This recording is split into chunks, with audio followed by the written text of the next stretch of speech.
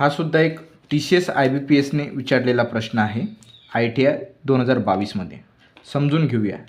जर गुणाकार म्हणजे वजा असेल, भागाकार म्हणजे अधिक असेल, अधिक म्हणजे भागाकार असेल आणि वजा म्हणजे गुणाकार असेल, तर याचे मूल्य काय येईल असा प्रश्न विचारलेला आहे. तर आपण प्रथम हे खालती लिहून घेऊया. 8 + 2 - 6 भागिला 3 गुणिला 5. आता याच्यामध्ये अधिक म्हणजे काय? अधिक म्हणजे भागाकार.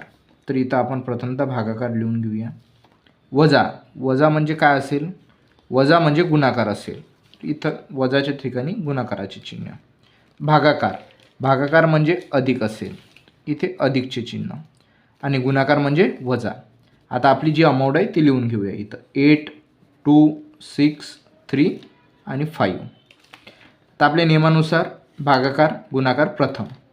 तर 2 × 2 = 2 × 4 = 2 × 6 = 4. इथे येईल 4 गुणिला 6 + 3 - 5. तर याचा गुणाकार केला तर 6 × 4 = 24 अधिक 3 - 5. 24 आणि 3 किती होतात मित्रांनो? 27 - 5. 27मधून 5 गेले म्हणजे राहिले 22. 22 म्हणजे आपलं उत्तर बघा, 1 नंबरचं उत्तर असेल आपलं 22. थँक्यू.